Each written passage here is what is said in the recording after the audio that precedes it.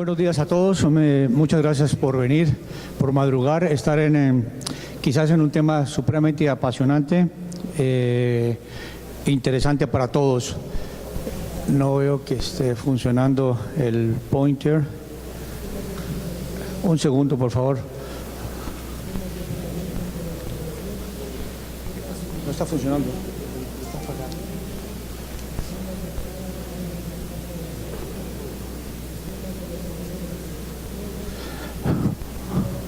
Ok.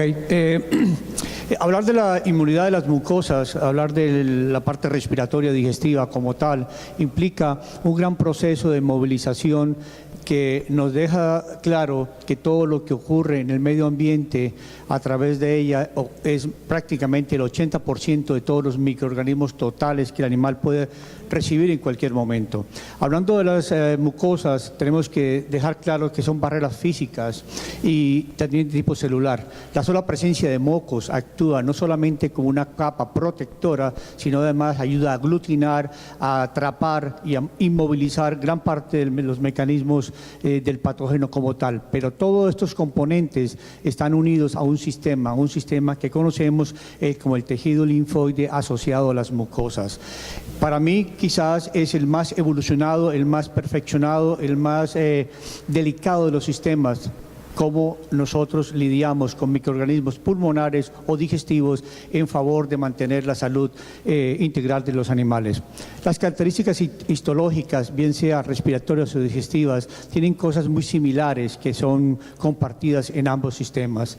Es importante dejar claro que el sistema de las mucosas tiene una gran división, la parte asociada al intestino, la parte asociada a los bronquios y la parte asociada a la parte nasofaringe.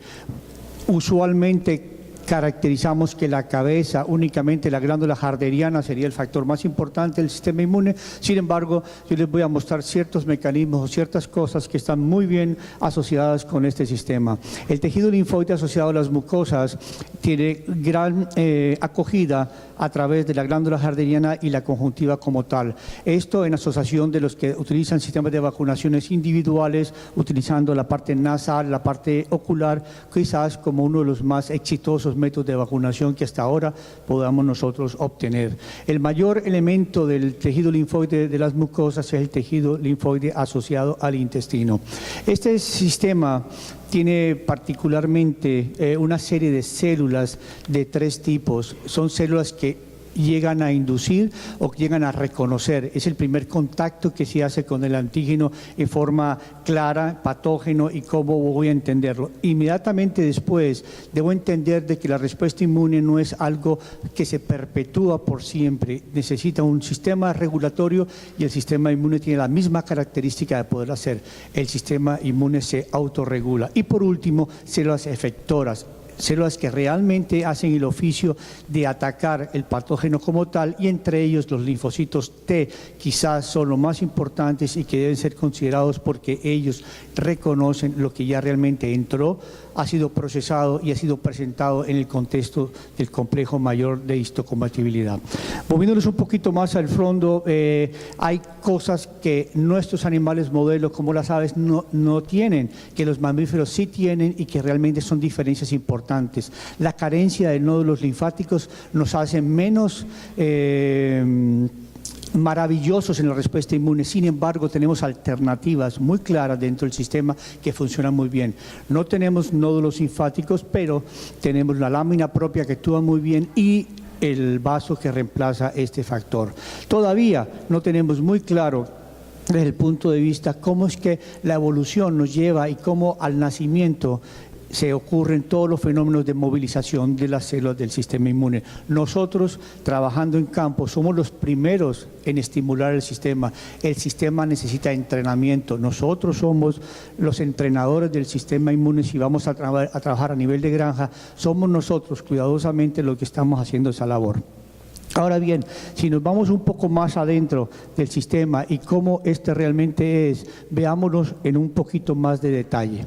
Lo primero, lo convencional cuando abrimos una ave, hacemos la patología, vemos la tráquea, es lo primero que casi siempre nosotros por disciplina hacemos a nivel de campo, y tenemos unos sacos aéreos también por disciplina, queremos ver si hay micoplasma o no lo hay, y realmente es muy poco, o realmente el color es lo que nos dice la diferencia en el caso de los pulmones. Pero si vamos un poquito más en detalle a analizar, vemos que el tránsito que hace un microorganismo desde la parte superior de la tráquea hasta el pulmón es bastante largo y que hay características propias. Si los sacos aéreos no existieran, de pronto el sistema no tendría problemas con micoplasma. Sin embargo, el sistema de respiración de las aves no es direccional, es doble, es únicamente monodireccional.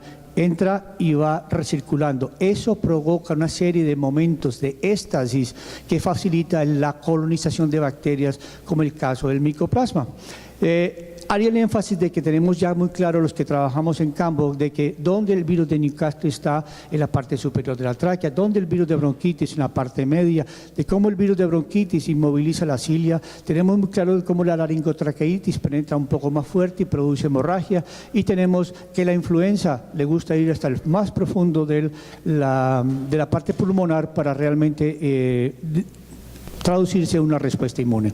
Si vamos un poquito en la parte de descripción, vamos a la parte de la cámara nasal como tal, y tenemos, por ejemplo, la glándula harderiana, tenemos las infiltraciones de células linfoides en la parte de los esmoides, tenemos focos de células linfoides y nódulos linfáticos, faringios. Todo eso hace parte del reconocimiento inicial del patógeno.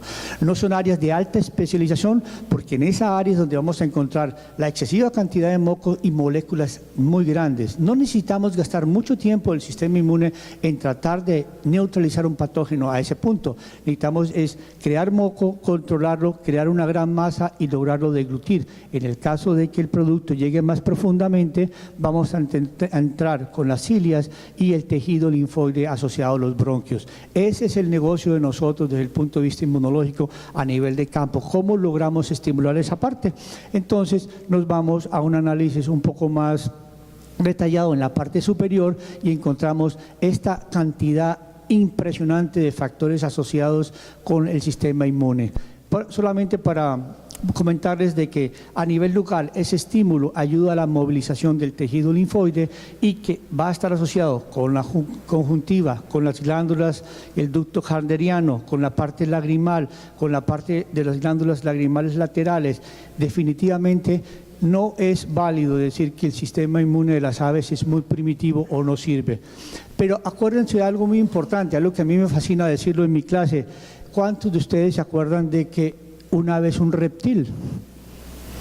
Es un reptil, es una culebra con alas, es un dinosaurio, pero realmente ha evolucionado de tal forma que en ciertos lugares del sistema inmune o ha colocado ciertos elementos del sistema inmune apropiadamente en el lugar apropiado bajo las características apropiadas. Entonces no es que sea tan rudimentario como pensamos. Si vamos un poquito más adelante y hacemos un corte transversal, encontramos gran tejido linfoide y aparte de eso las cilias.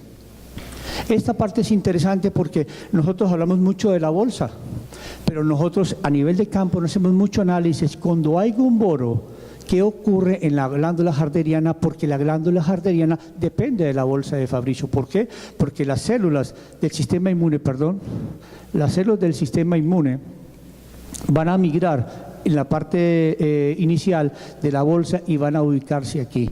Estas células van a tener una transformación y en un momento dado son ejecutoras, son efectoras a través de la producción de anticuerpos. Es muy interesante tener en cuenta de que cuando tengan gumboro, analicen también la glándula harderiana en niveles de anticuerpos. Sigamos un poquito más al fondo de lo que es la tráquea, y en la tráquea tenemos el tejido linfoide asociado al tracto respiratorio, y vamos a ver que ese tejido va a estar unido a las cilias o la parte que está en los anillos traqueales, el tejido linfoide y la cilia como tal. Si ustedes van, el virus va entrando lentamente hasta que llega a la parte más profunda y logramos entender que la unión de los microorganismos externos con ese tejido va a producir una infiltración de células linfoides de la lámina propia del tracto respiratorio como tal. Entonces, algo interesante, algo que ya comenté, todo aquello que nosotros logremos hacer al principio de la edad como entrenamiento, una buena vacunación, una buena estimulación local, ayuda a ejercer un poder de movilización del tejido y a favorecer la respuesta inmune en la parte secundaria en la vida de los animales. Más en detalle, ustedes recuerdan que esta es la lámina propia, ustedes recuerdan que estas células que ven por aquí son caliciformes y son productoras de moco. El moco es necesario, el moco lo necesitamos. El moco no es simpático, no nos gusta, pero el moco realmente es de las partes más interesantes del sistema inmune a través de una barrera, porque él ayuda a crear complejos y eliminación de patógenos como tal.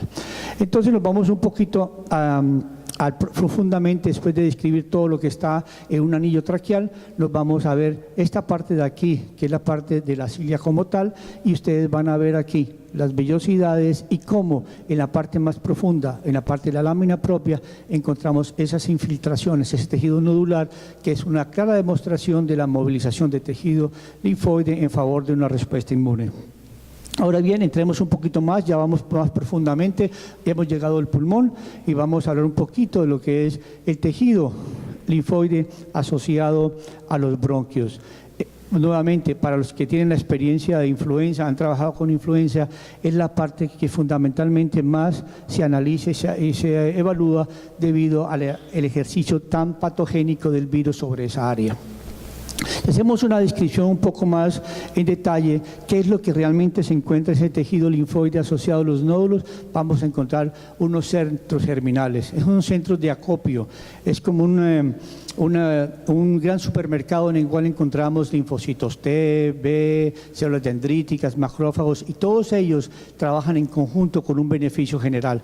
Entonces, ese folículo asociado al epitelio va a ser capaz de albergar en un momento dado las bacterias o los virus y va a interactuar con células T, va a interactuar con células B, células dendríticas que presentan los antígenos y finalmente lo que más queremos lo que más conocemos nosotros como veterinarios de campo es la producción de anticuerpos. Nosotros no tenemos una forma práctica de cómo evaluar respuesta inmune diferente a los anticuerpos.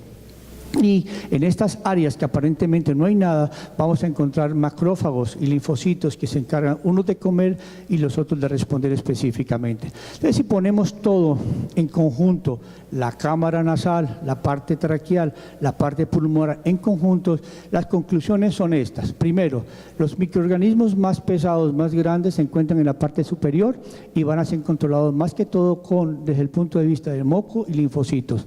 Y en la medida que el tejido linfoide va a ser requerido, va a ser mucho más específico en la parte más baja. Por ejemplo, un virus va a estar mucho más ligado a la parte pulmonar, si lo queremos poner, que a la parte más superior del tracto respiratorio. Entonces, las respuestas inmunes contra el virus son mucho más específicas en la tráquea y en el pulmón, y a su vez vamos a notar que como contraposición, el tejido linfoide aquí es mucho más expedito, más profundo, más denso, más específico en la parte superior y no lo vamos a necesitar tanto en la parte superior. Así funciona el sistema inmune, acerca del tamaño de la partícula y cómo se estimula.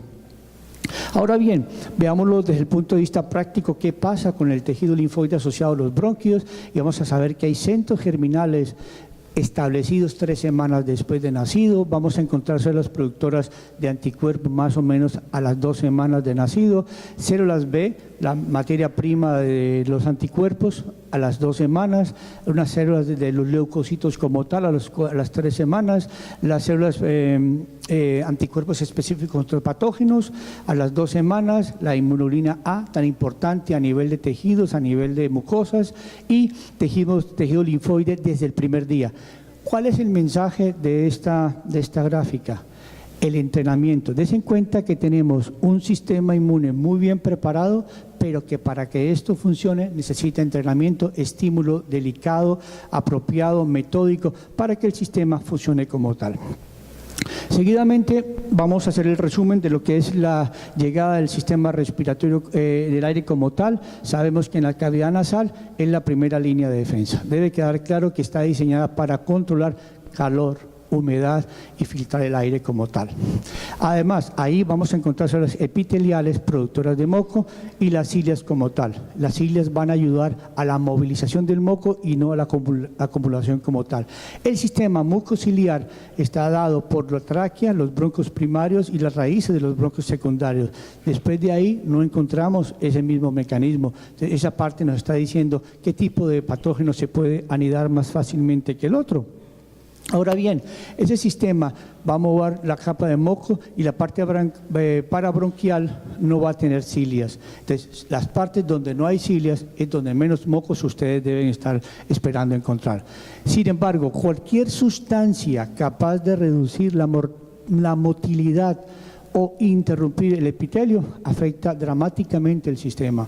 Entonces, ustedes son grandes trabajadores, grandes personas a nivel de campo, pero por ejemplo, ustedes saben que la bronquitis infecciosa produce ciliostasis, rompe el mecanismo ciliar y son animales que acumulan más moco. Sustancias a base de cáusticas que estimulan excesiva cantidad de moco, no hay cilia que ayude a movilizar el moco. Entonces, es puro manejo, es más que estrategia de manejo que pensar que la mejor vacuna lo hace o no. Es un detalle interesante para que lo piensen al momento de trabajar a nivel de campo. La fagocitosis, nosotros sabemos que se necesitan fagocitos, sustancias que sean capaces de comerse los antígenos, de procesar los antígenos, de presentar los antígenos para que exista una respuesta como tal. Sin embargo, los macrófagos en el pulmón son escasos, particularmente especies, pero pueden ser estimulados, que es lo más interesante. Ellos se pueden ser estimulados cuando hacemos microorganismos en el medio ambiente, cuando tenemos un buen plan vacunal. Entonces la fagocitosis se vuelve vigorosa, fuerte, interesante. Ellos son fácilmente atraídos hacia el sistema respiratorio. Ellos tienen factores que permiten ser quimiotrantes y traerlos como tal. Los macrófagos en las vías aéreas, ¿okay?, no pueden ser responsables únicamente del mantenimiento. Es demasiado trabajo para un microorganismo que llegó demasiado profundo. Por eso nosotros sabemos que las células epiteliales, particularmente el sistema respiratorio, actúan como fagocitos, ayudan a controlar sin ser especializados porque tienen que hacerlo como tal. Es el plan B, cómo poder eliminar un patógeno bajo ciertas circunstancias. Las partes de los sacos aéreos caudales tienden a infectarse más que los craneales y es por el mecanismo de cómo los animales respiran. O sea, si hay ambientes controlados, si hay ambientes de aire limpio, ese mecanismo no sería realmente un factor a tener a consideración. Algo para recordar, cuando hacemos sistemas de inoculación de antígenos, Inovo, día 1, día 3, más o menos el tropismo de los virus en el pulmón, la bolsa, la conjuntiva, dependiendo de la línea o la vía que ustedes han utilizado. El efecto de esos virus por tropismo respiratorio debe ser un efecto respiratorio y se considera que ya después de 3 semanas el efecto también puede implicar un sistema sistémico como tal. Las células que se encargan de esa actividad, epiteliales o los macrófagos y células dendríticas y los tipos de anticuerpos que ustedes van a encontrar. Ahora bien, esa es la parte respiratoria. Ya tenemos un sistema muy bien educado, muy bien trabajado, pero al mismo tiempo tenemos un sistema interesante. Es todo lo que nos comemos, 80%. Recuerden que tenemos un problema con este animal llamado ave, que es un problema, pero es un gran reto en favor de los que deseamos trabajar la inmunología de las aves. Y es que ese animal, desde un primer día, hace una transición de una comida diferente, de una comida endógena, dependiente del saco vitelino, y entrar a comer necesariamente una comida exógena, que es la dada por los nutrientes, es por la parte de la comida del alimento comercial. Y tenemos que el ave todo el tiempo, no hay leche, no hay calostro, no hay ese calor mamífero. Este animal le toca trabajar por sí mismo y nosotros somos los mamás y somos los papás. Ese es nuestro trabajo. Si se ponen a pensar el trabajo tan vasto de nosotros en una muy buena recepción, en buen manejo, es el éxito del sistema inmune de las aves. Entonces, finalmente, tenemos que el tránsito intestinal nos da la diferencia de acuerdo al sitio de cómo el sistema inmune puede trabajar. Y esto está dado así. ¿Quién se imagina, por ejemplo, estructuralmente el intestino del ave es demasiado pequeño para todo lo que hace un ave en 6 semanas. Pasar de 40 gramos a casi 2.400, 1.500 es demasiado trabajo en muy poquito tiempo. Pero miren ustedes cuál es la capacidad extraordinaria de la evolución para esto. Si ustedes cogen el intestino y lo miden así inicialmente, ustedes se van a dar cuenta que, por ejemplo, ese intestino tiene una medida de 1 metro. Es la primera medida. Si lo cogen, hacemos necropsia, lo medimos 1 metro. Pero miren cómo se multiplica el área de contacto en facultad del sistema inmune. Si ustedes ven las ondulaciones que encontramos, esa área se aumenta en 3 veces. Si nosotros cogemos esa área y hacemos la cantidad de vellosidades, se aumenta en 8 veces. Y si lo juntamos con la microvellosidad, el intestino que estamos analizando en un ave es 20 veces mucho más de lo que estamos viendo macroscópicamente. Interesante, porque eso me lleva a decirle, ¿sí?, que todo lo que entra aparentemente aquí hace un tránsito maravilloso. Aquí ven ustedes la estructura intestinal, de cómo inicialmente es 1 metro, de cómo estas medidas, estas ondulaciones que vemos lo vuelven en 3 metros, de cómo estas vellosidades lo vuelven 8 veces el tamaño y con las microvellosidades 20 veces. Eso es extraordinario, de cómo el sistema logra poner en contacto el sistema inmune con el medio externo. Ahora, volvamos un poquito a la parte que les comentaba anteriormente de la transición endógena. No hay madres, hay comida y nosotros somos las madres. ¿Qué pasa con el saco vitelino? Sabemos que se absorbe en 2 o 3 días y los que hacemos ciencia muy específicamente sabemos que 2 o 3 días son suficientes para mantenerlos, pero ustedes que trabajan en campo me han enseñado a mí que si yo no le doy comida a un pollo por 24 horas y agua, ese animal genéticamente pierde el potencial de exposición de casi un 10 o un 15% de toda la genética que puede dar. Imagínense, si están esperando un pollo de 2.400 y tienen 240 gramos menos y lo multiplican por el número de pollos, es bastante dinero. Entonces, veamos que esa transición ocurre en los primeros días y en esta área, cuando encontramos la parte exógena, es cuando exponemos inicialmente al animal a los primeros elementos microorganismos que están, bien sea probióticos o la parte de la flora, lo que hemos llamado la microflora, pero hoy en día sabemos que es diferente. Ahora bien, esa exposición nos lleva a que los órganos fundamentales o áreas como el duodeno, el yeyuno, el hilo y el ciego entren a la formación de un paquete microbiano que va motivando la respuesta inmune. Y esto está dado por todos esos microorganismos que estamos exponiendo. Ahora bien, eso va a formar un complejo más interesante todavía, que es la microbiota. Ya es la combinación de la parte externa, lo que es la excreta y lo que hay en el animal. Todo es un conjunto maravilloso de motivaciones inmunológicas para las aves. Entonces, los mecanismos de defensa tienen hasta lógica de entender por qué son así.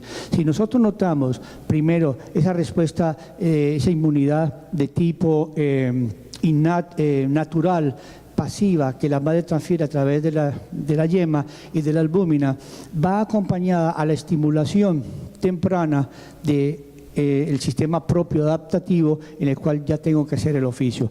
Pero durante este proceso en el cual yo dependo de la inmunidad pasiva, logro que esos microorganismos vayan trabajando y que las vacunas me ayuden a sensibilizar al animal a responder adecuadamente a la presencia. Esto se debe a que los órganos del sistema inmune, los tejidos y las células comienzan a ser activadas, a trabajar.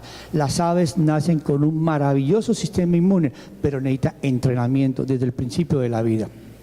Entonces tenemos 2 alternativas interesantes al hablar del sistema inmune: todo lo que viene de tipo oral y todo lo que viene a nivel cloacal. Nosotros no utilizamos mucho pensar en la parte cloacal en las aves. Sin embargo, cuando estamos hablando de influenza, es uno de los mecanismos por medio del cual se captura. Las aves normalmente capturan antígenos por la cloaca. Es parte fundamental, es un reflejo. Si ustedes ven, ellos tienden a mover y es lo que llamamos un retroperistaltismo en captura de antígenos. Y va a sitios importantes como son las tonsilas fecales, el divertículo de Meckel, ya nacido con él, o las placas de Peyer. Todo eso hace parte del paquete entérico del sistema inmune. ¿Cuáles son las partes del sistema inmune intestinal?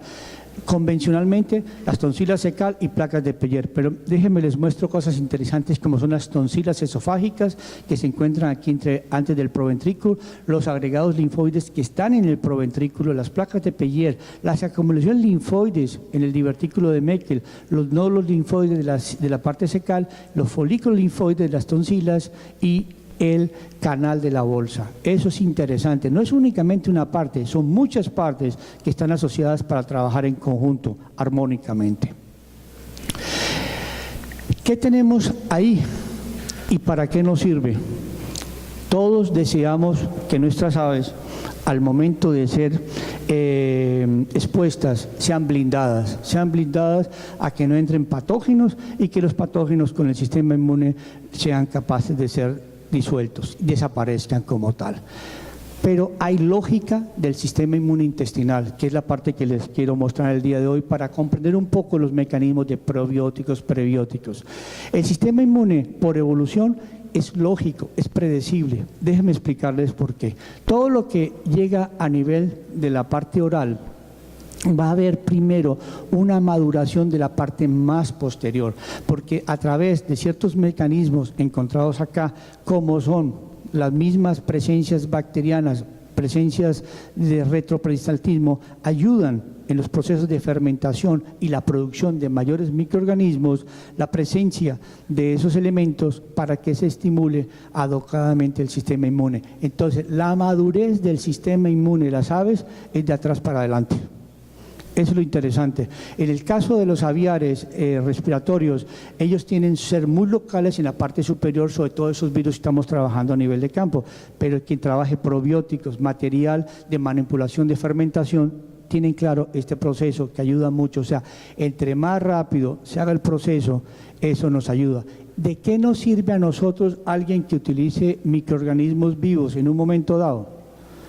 De que el sistema inmune está maduro, activado, y cuando apliquemos vacunas, el sistema se moviliza. Entonces, en cierta manera, quiero dejar claro que el sistema inmune se favorece en favor de las vacunas con una muy buena ecología intestinal. Ahora, esta es una gráfica tan confusa como cierta, microorganismos beneficiados, ¿Qué quiero decir con esta gráfica? Que hay partes del sistema inmune que no son inmunológicas, que son las barreras, partes que son inmunológicas o del sistema inmune como tal, y van a ser parte del sistema de defensas gastrointestinal. Por ejemplo, el enterocito, cómo captura, cómo procesa y cómo presenta. Todo esto en la eliminación de un patógeno o la neutralización de los mismos. Aquí vemos el cambio de cómo un probiótico actúa en favor de una colonización y cómo un patógeno llega a reemplazarlo como tal. Esa es quizás de las partes más interesantes del proceso como tal. Ahora bien, esta es una gráfica un poco más amable para entender. Aquí tenemos estos rojitos, son los malos de la película, los azulitos y los verdes son los probióticos, elementos en favor, y vemos que la estructura queda muy clara en la parte de lo que es el moco y cómo eso establece una microbiota y lo que conocemos como las células comensales. Exactamente. Entonces, hablemos del patógeno. El patógeno llega sin ningún tipo de consideración de aquí para acá. El patógeno debería hacer este mecanismo, una invasión, una penetración y un daño como tal. Y como tal, tenemos ya una citotoxicidad. Pero si tenemos unos probióticos y una cantidad de moco apreciable, ese microorganismo no se va a pegar a la mucosa intestinal. Hay unos microorganismos como E. coli que necesita la empatía, la comunicación con el tejido para hacer el daño. Esta gráfica es para mostrarles a ustedes únicamente lo que es increíblemente lo que hay en una cripta, en un área del sistema inmune innato y adquirido. No voy a entrar en detalle, pero decirles que la cantidad de elementos efectores que moviliza el sistema inmune a nivel intestinal son increíbles, son en favor de todo este proceso. Ahora vamos a ver qué es lo que teóricamente pasa. Ese es el intestino, mucho cuidado, y la parte roja que va llegando es comida con bacterias. ¿Qué ocurre durante este proceso? Lo primero es el contacto de esos elementos con tejido linfoide que está asociado al intestino. Aquí tenemos los linfocitos intraepiteliales, la lámina propia, algunas características comparativas, pero lo único cierto es que ahí no ocurre la respuesta inmune, ahí es la introducción, ahí es donde yo entro en contacto y mi sistema inmune comienza a decir, algo raro está pasando, pero entonces el segundo paso es la movilización de esas células inductoras a los sitios de trabajo. Esto es lo que ocurre normalmente en un mamífero. En el caso de nosotros las aves, tiene que irse al vaso, a la médula ósea o irse a la lámina propia. Esto es lo que realmente, la respuesta inmune a estos elementos no ocurre localmente. Lo que es competencia por exclusión, lo que es colonización, es otra cosa diferente, pero la movilización como tal contra patógenos ocurre en otras regiones. Ahora, vamos a que en esos sitios en los cuales que le estoy hablando yo de que ocurre la respuesta, nos encontramos un ejército, un arsenal interesante de bacterias que están asociados a dos sistemas que nosotros académicamente hemos dividido como innato o adaptativo, pero realmente nosotros sabemos que el uno depende del otro y viceversa. No hay respuesta innata apropiada si no hay un sistema adaptativo bueno, y el adaptativo no está maduro, todo lo que hizo el innato no lo hace. Entonces, traten de cambiar el concepto, así como lo hemos hecho nosotros, de cambiar de que lo innato es diferente a lo adaptativo. Y tenemos aquí los elementos constitutivos de esas células que están allá. Esto es más o menos la parte luminal de cómo está formado la parte verde del moco y la interacción con las vellosidades. Aquí, de cómo dentro de una vellosidad encuentran ustedes todas esas células que les acabo de comentar que interactúan con células dendríticas, etcétera, etcétera. Esto, por último, en la parte inmunológica, se producen en la lámina propia debido a la parte efectora anticuerpos. La presencia del anticuerpo se captura en la parte superior, aquí las células B se transforman en plasmáticas y ellas son capaces de migrar, de salir hacia la parte superior y capturar el patógeno que ya habíamos hablado como rojo y neutralizarlo.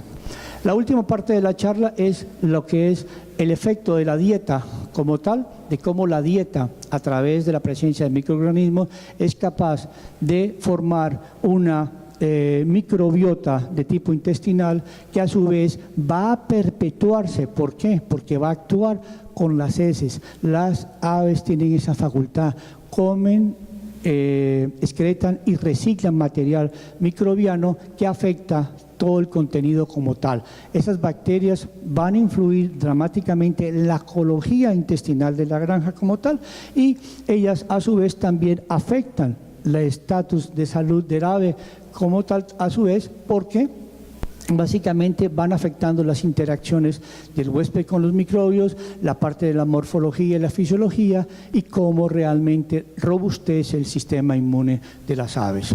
Finalmente, esa microbiota hay que perpetuarla, hay que mantenerla, hay que consentirla. Por eso ustedes, cada vez que hacen tratamientos antibacterianos, porque se requieren, lo hacen con una restauración de flora utilizando probióticos o flora benéfica.